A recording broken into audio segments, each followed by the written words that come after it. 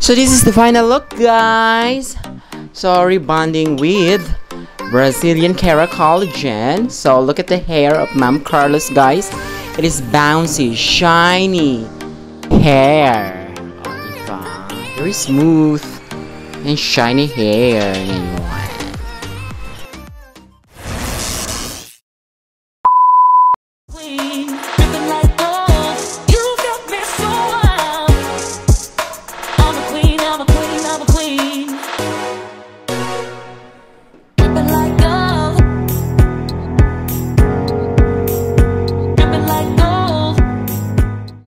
Hi mga ka-Chok channel. So this is the hair of Ma'am Carlos.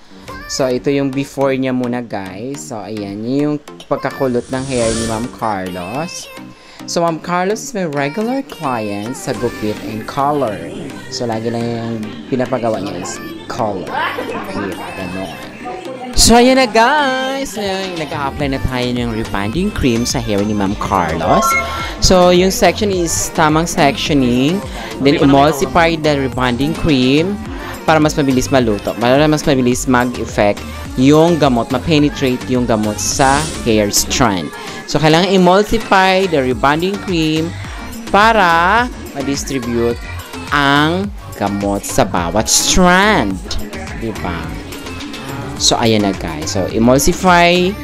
So, in-emulsify yung gamot. Ayan. Ayan. So, si Ma'am Carlos, guys, is a teacher from Barisan National High School. So, first time niyang nagpa-rebond. So, kasi laging ginagawa niya is color lang talaga. Color, gupit, color, gupit. So, this time, she decided na talaga magpa-rebond. So, ayan. So, birthday niya ngayon, guys, June 2. So, 56 years old na siya. Biruin mo, guys, after 56 year of existence, ngayon lang siya nag-decide magpa-rebond.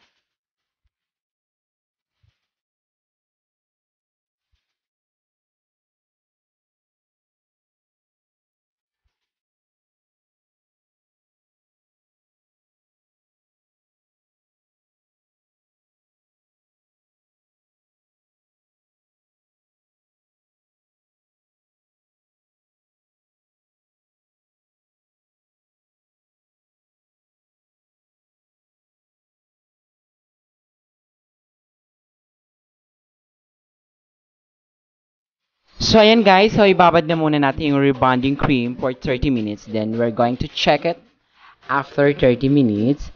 Then, tingnan natin kung okay na siya. So, ayan na, guys. Nag-check na tayo. So, nag-spray na ako ng water dyan para yung process ng rebonding cream ay magiging slower na. So, tatabang ang gamot kasi nag-spray na tayo ng water. Ayan. Nag-spray na tayo din. Ibabad natin siya ng 20 minutes or 30 minutes din, test run lagi. Actually, pag mag-rebond ako, wala naman din akong oras. Hindi ako nag-oras, guys. Test run talaga ako lagi kung maglaban pa siya. Always test run lang talaga. Hindi naman talaga din ako nag-oras, actually. Hindi ako nag-oras. Test run lang ako nagde-depend ako sa test run. Kasi may mga hair kasi, guys, na makapal ang strand pero mabilis maluto ng rebonding cream, diba? So, ayan. So, after nyan, guys, ayun na nga. After spraying water para matumabang yung gamot, so, ibabad mo na lang din siya. Basta, test run lang. Magte-test run lang kayo, guys, ha? Kasi, ako talaga hindi ako nag-uuras. But, test run talaga ako lagi. Ayan.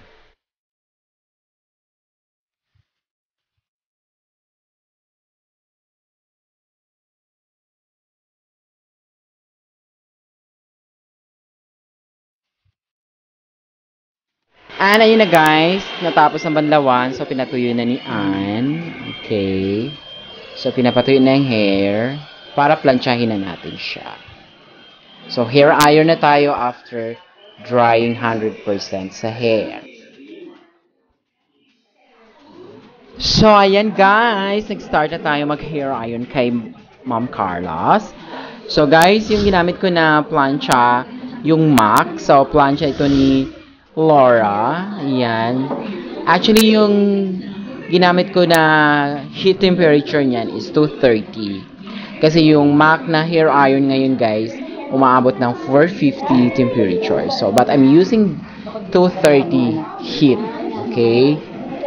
Ayan guys. Usually kasi, ang ginagamit, di ba, 220 na heat pag sa rebonding. But noon kasi yun guys. So, nagli-level up tayo. May mga bago tayong mga plancha na mas maganda, mas mabilis yung heat. Mas malaki. Ayan. At mga bonggang mga hair iron. So, nag-a-upgrade din ang mga tools for salon. Ayan guys. Sabi niya, di ano, for change, sabi niya, halimbawa, hindi mo magustuhan, hindi babalik naman sa dati na yan. Pero kung ano, sabi niya, kung magustuhan mo, hindi ko, yung mga anak ko sa konti.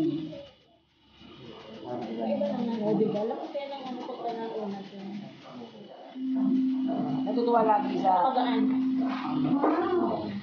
So, ayun na nga guys. So, every year, so may mga nag-a-upgrade talaga. Nag-a-upgrade na tools, nag-a-upgrade na techniques for the salon.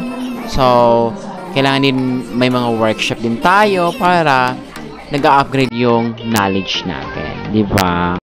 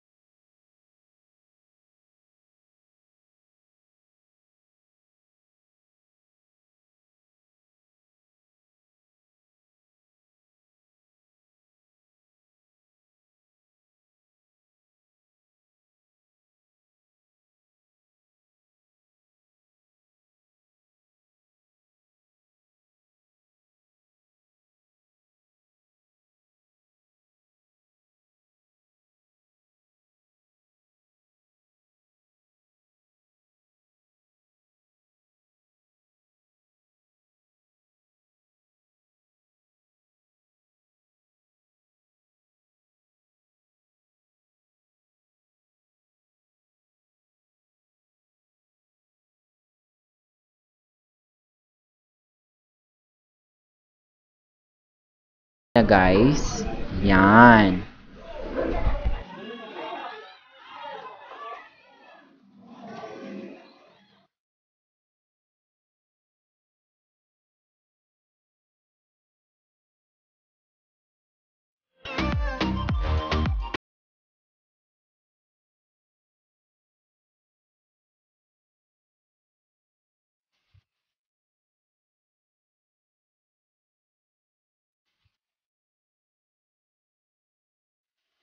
So, yun na guys. So, tapos na tayo dyan. So, pinaplansya na natin yung buhok ni Ma'am Carlos. So, thank you Ma'am Carlos for trusting me for a long time to take care of your hair. Ayan.